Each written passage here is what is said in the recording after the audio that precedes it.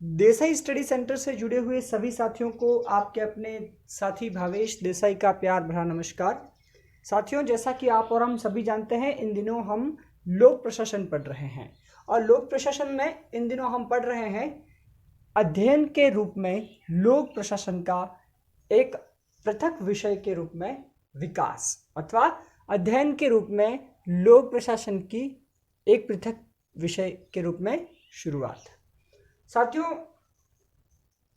इस टॉपिक के हम 3 चरण पढ़ चुके हैं और इससे पूर्व तीसरा चरण हमने पढ़ा था, जो कि था लोक प्रशासन के लिए चुनौतियों से भरा चरण।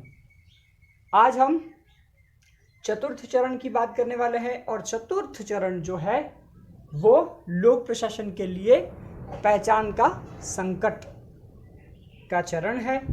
और साथियों, आपको याद होगा कि लोक प्रशासन का तृतीय चरण जो था वो 1937 से 1947 तक था और ये लोक प्रशासन का चतुर्थ चरण 1948 से 1970 तक रहा। इसके दौरान क्या हुआ कि कई विचारक अपने मूल विषय यानी कि राजनीति विज्ञान की तरफ मुड़ गए, यानी कि उन्होंने ये सोचना छोड़ दिया कि लोक प्रशासन भी एक अलग विषय होता है। Messages. उसके बाद ऐसा भी हुआ कि कई राजनीतिक विचारक जो थे वो राजनीति से ऊपर उठ के एक प्रशासन के विषय में सोचने लगे, यानी कि वो लोक प्रशासन की तरफ अग्रसर हुए। यानी कि लोक प्रशासन वास्तव में क्या है, इसकी पहचान के लिए एक संकट आ खड़ा हुआ,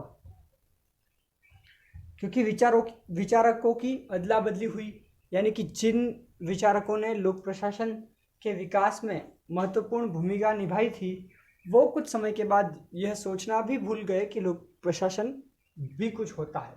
तो नए विचारक आए, नई सारी बातें आई, तो लोक प्रशासन की पहचान की समस्या आ खड़ी हुई। तो साथियों, इस दरमियान लोक प्रशासन की राजनीति से तुलना और ये सारी बातें उत्पन्न हुई और लोक प्रशासन के लिए सर्वप्रथम प्रशासनिक विज्ञान की शुरुआत हुई। यहाँ से क्या होता है, एडमिनिस्ट्रेशन साइंस की शुरुआत होती है। और ये पूरा का पूरा जो बना रहा संकट, ये कब तक बना रहा, 1970 तक। यानी कि ये चतुर्थ चरण जो था वो 1970 तक बना रहा। अब बात करते हैं साथियों लोक प्रशासन का पंचम चरण, यानी कि लोक प्रशासन का अंतिम चरण। अंतिम चरण 1971 से वर्तमान तक।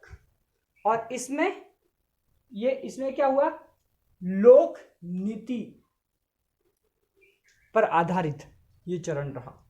लोक नीति पर आधारित अर्थात इसमें सारी चीजें समावेशित हुई। जैसे लोक प्रशासन, पहले सर्वप्रथम तो यह तय हुआ कि लोक प्रशासन वाकई में एक पृथक विषय है। 1971 से वर्तमान समय तक की बात कर रहा हूं मैं। तो इस बीच ये तय हुआ कि लोक प्रशासन एक पृथक विषय है।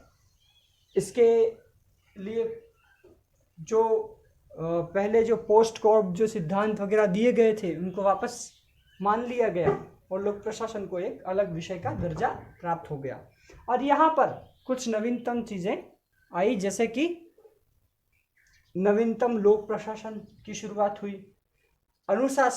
अनुशासनात्मक शासन जो है इसकी शुरुआत हुई। लोक प्रशासन की अवधारणा और तुलनात्मक शासन, उदारीकरण, उसके बाद वैश्वीकरण यानी कि ग्लोबलाइजेशन, यानी कि और इस तरह की सारी चीजें लोक प्रशासन के लिए इस चरण में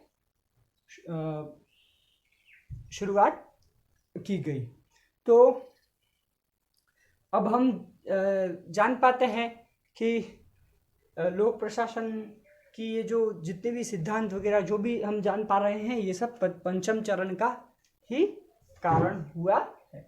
किंतु अगर पंचम चरण इस प्रकार से नहीं पनपा होता तो आज जो हम लोक प्रशासन पढ़ रहे हैं वो भी हम लोक प्रशासन भी नहीं पढ़ पाते।